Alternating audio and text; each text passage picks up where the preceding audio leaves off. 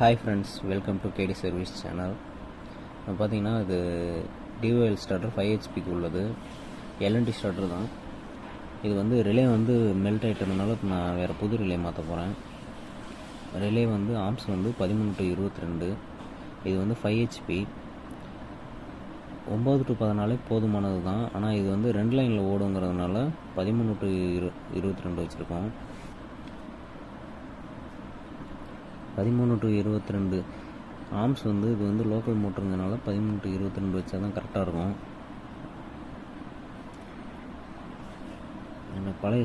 பழைய ரிலேவை கழட்டிட்டு மேலே 3 ஒயர் இருக்கும். அந்த 3 ஒயர் மெயின் ஒயரை கழட்டி விட்டுட்டு பீஸ் கட்டையை பிடிங்கிட்டு கழட்டிட்டு அதுக்கப்புறமா நடுவில் பார்த்தீங்கன்னா ஒரு 4 ஸ்க்ரூ இருக்கும்.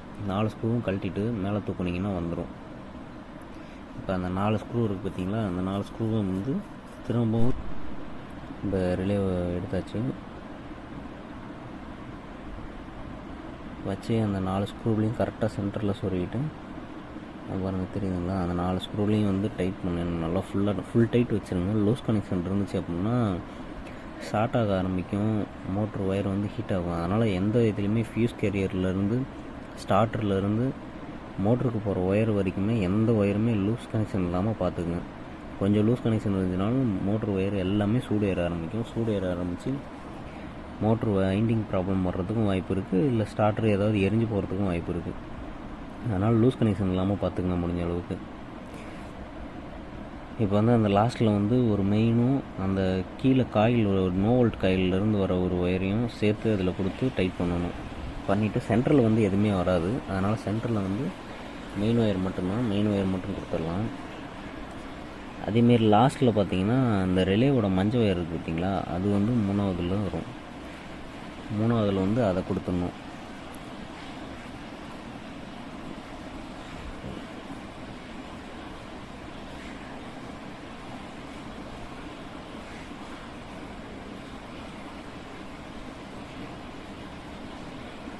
கம்பி வந்து இடிக்குது, அதனால தான் கொடுக்க முடியல.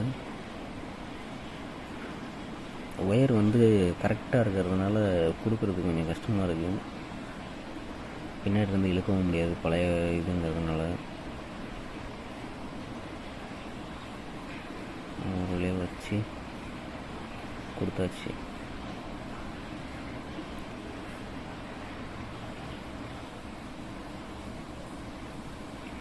இந்த ஒயரு கொடுத்துட்டு 3ஆவது ஒயரை கொடுத்துடலாம். 3ஆவது ஒயரை கொடுத்துட்டு அதுக்கப்புறமா வந்து கீழே மோட்ரு ஒயரை கொடுக்கணும்.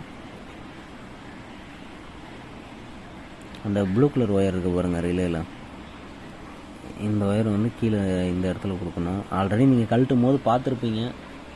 மேபி நீங்கள் பார்க்கல, மறந்துட்டு கழட்டிட்டீங்க, ஆனால் மறந்துடுச்சு அப்படிங்கிற பட்சத்தில் பார்த்து தெரிஞ்சுக்கிங்க. அதுக்காக தான் இந்த வீடியோ.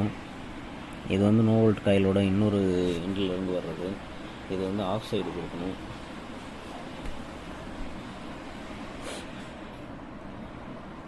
அவ்வளோதான், முடிஞ்சு. மோட்ரு ஒயர் மட்டும் கொடுத்துட்டு மோட்டரை ஆன் பண்ணி பார்க்கலாம்.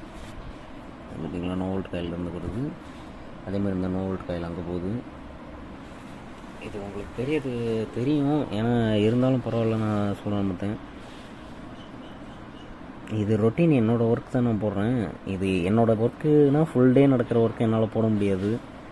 ஏன்னா ஃபுல் டே எனக்கு நிறைய ஒர்க் இருக்கும். இது வந்து ஒரு பார்ட் ஆஃப் ஒர்க் தான்.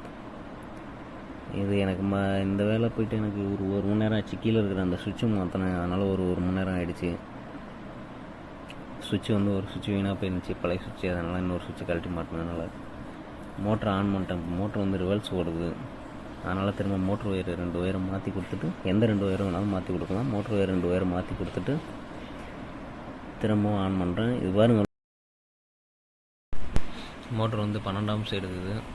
லோக்கல் மோட்ரு, அதனால் அதிகமாக தான் எடுக்கும், இல்லைனா 9 ஆம்ஸ் தான் எடுக்கும். பார்த்திங்கன்னா மோட்ரு ஃபார்வர்டில் ஓடுது. தண்ணி எவ்வளோ வருதுன்னு பாருங்கள். ஓகே ஃப்ரெண்ட்ஸ், சப்ஸ்கிரைப் பண்ணுங்கள் ஃப்ரெண்ட்ஸ். டெய்லி என்னோடய ரொட்டீன் ஒர்க்கு, புதுசாக வர ஒர்க்கு கண்டிப்பாக எடுத்து போடுங்க. Thank you friends.